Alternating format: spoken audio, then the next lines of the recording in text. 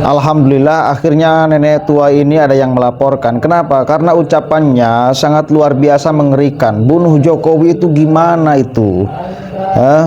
Harus dilaporkan biar ada pelajaran bagi yang lain. Biar kalau mau ngomong itu kemudian dipikirkan terdahulu. Jangan padupok baik. Ente itu menanamkan kebencian luar biasa kepada Pak Jokowi dan keluarganya. Mendapatkan doktrin dari siapa ente? Biar jadi pelajaran kepada yang lain. Karena saya lihat-lihat yang dari kemarin yang aksi itu luar biasa kalimat-kalimat yang keluarnya. Bahkan ada kalimat usir keluarga Pak Jokowi. Gimana itu ceritanya coba? Mau bagaimanapun beliau adalah mantan presiden. Bagi pandangan mayoritas masyarakat Nusantara, masyarakat Indonesia, itu fakta. Dibuktikan dengan jelas kemarin Pilpres lawis. Keberpihakan beliau kepada siapa, menang siapa.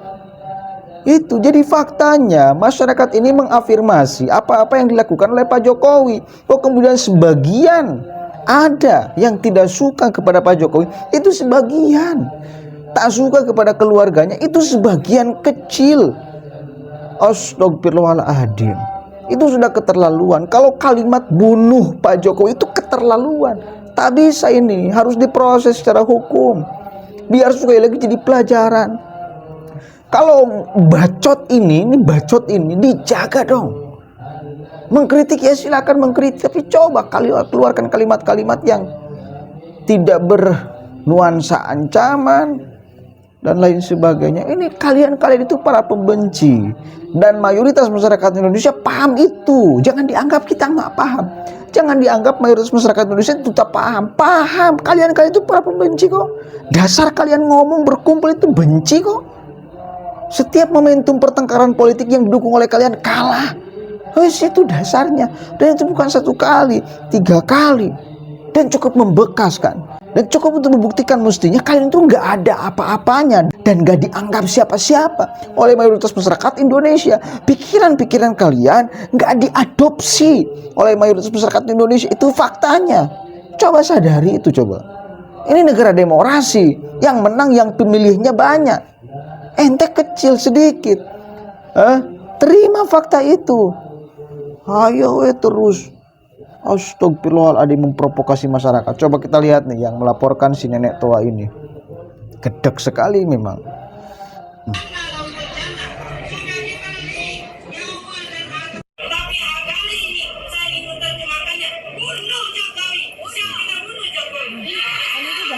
Iya, udah ancaman ya.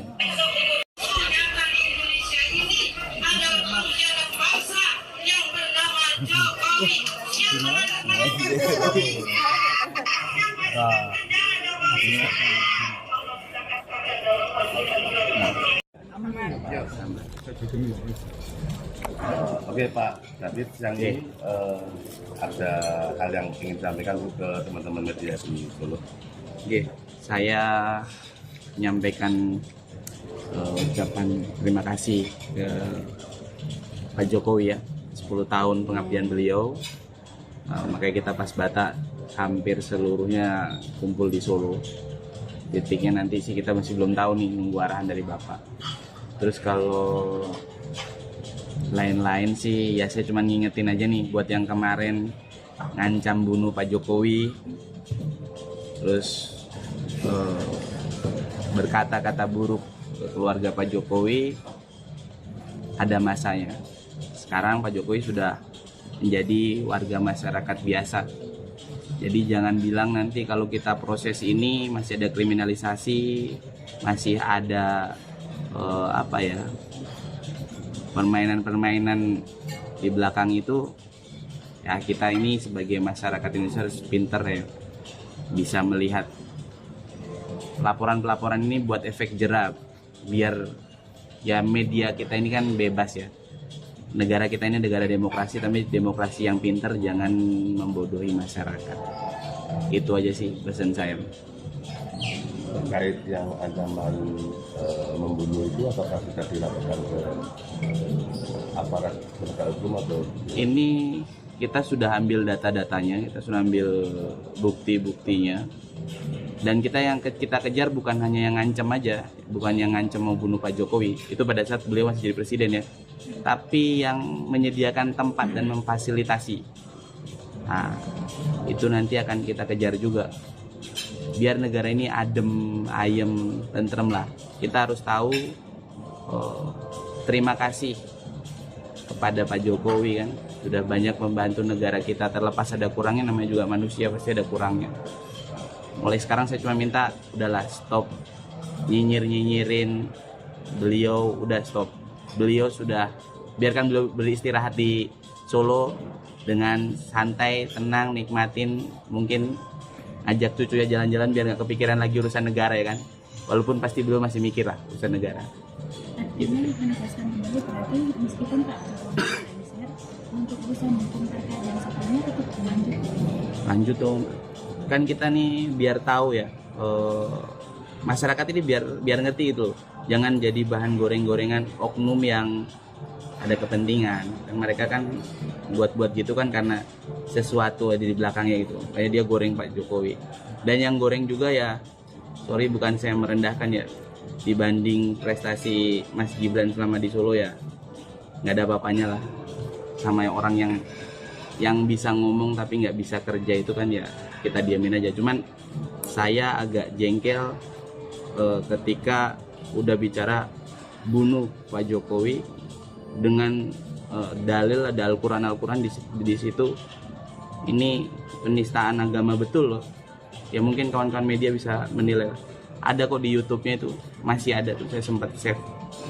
Yang dilaporkan pas Batam ada berapa banyak? Ada berapa? Kalau saat ini kita masih fokus di Mas Roy Suryo aja. Di Mas Roy Suryo ini saya juga nggak menyerang pribadi dia, nggak dendam atau jengkel ke pribadi, nggak. Biar masyarakat ini pinter nilai lah. Apa yang diucapkan sama beliau ini kan ahli telematika katanya. Pinter di telematika ya kan. Bahkan kalau kita ingat-ingat lagi, mungkin teman-teman wartawan ingat pas lagi debat Pilpres kapan hari kan. Nah dia ini buat statement yang ada 3 mic, yang nanti micnya ini ada yang bisikin lah begini-begini. Nyatanya itu kan nggak kebukti gitu loh. Nah sekarang nih saya minta ya buktiin gitu loh. Buktiin ucapan dia ke Mas Gibran. Kalau ini akun dia 99,9% loh, berarti kan ini orang sakti Mandroguno berarti kan. Saya tahu. Mas, kalau yang soal tadi yang ancaman pembunuhan itu ya, itu kapan sih itu munculnya, kapan dan di mana? Itu 3 hari sebelum Bapak purna tugas. Jadi saya tuh nggak sengaja nonton YouTube kan. Nah itu acaranya Refli Harun kalau nggak salah. Bunuh Jokowi.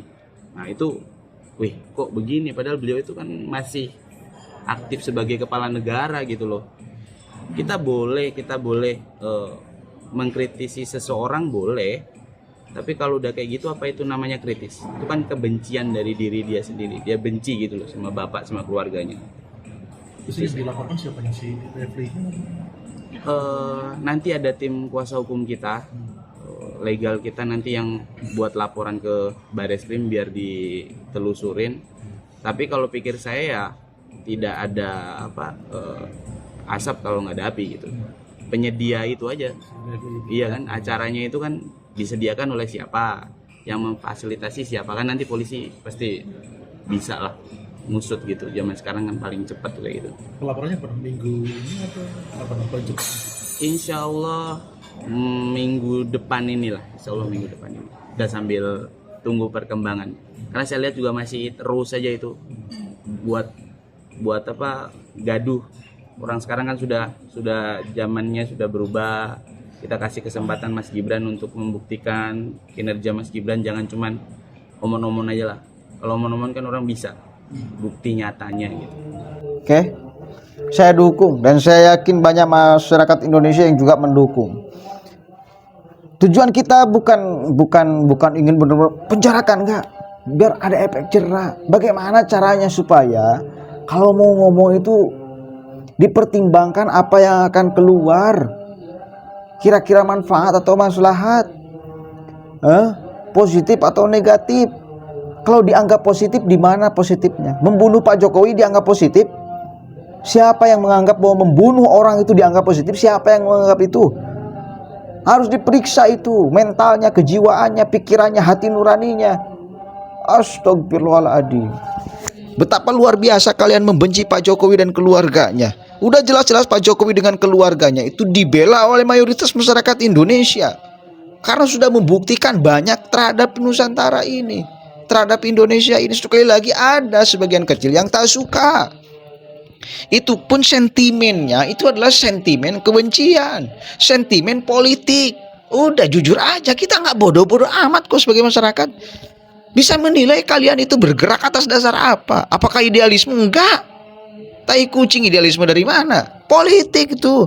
Maka yang keluar itu narasi-narasi kebencian, bukan kritik yang membangun. Kebencian masa mau membangun kebencian? Enggak membangun, itu meruntuhkan moral. Astagfirullahaladzim. Coba deh, kalian itu nggak dianggap siapa-siapa. Sadari dan pahami fakta itu. Dan buktinya banyak. Wes lah, mudah-mudahan ada manfaatnya. Saya support ini yang melaporkan. Pengen tahu juga itu nenek. Karena bukan satu kali loh si nenek itu. Kalau satu kali mungkin saya udah nggak kasihan. Itu setiap momentum itu kemarin juga turun si mama ini dan gila-gilaan kalimat-kalimatnya. Sanggana kalau mau mengutip ayat Al-Quran sesuai dengan versi pikirannya. Itu bukan satu kali, banyak. Seolah-olah kemudian Al-Quran menghendaki memang kalimatnya seperti apa yang disampaikan oleh si nenek. Enggak. Jangan sampai kemudian disamakan antara teks Al-Quran dan tafsir orang tentang Al-Quran, itu beda, saudara. Ya, yang di lah. Mudah-mudahan ada manfaatnya dan mudah-mudahan mereka pada sadar. Assalamualaikum warahmatullahi wabarakatuh.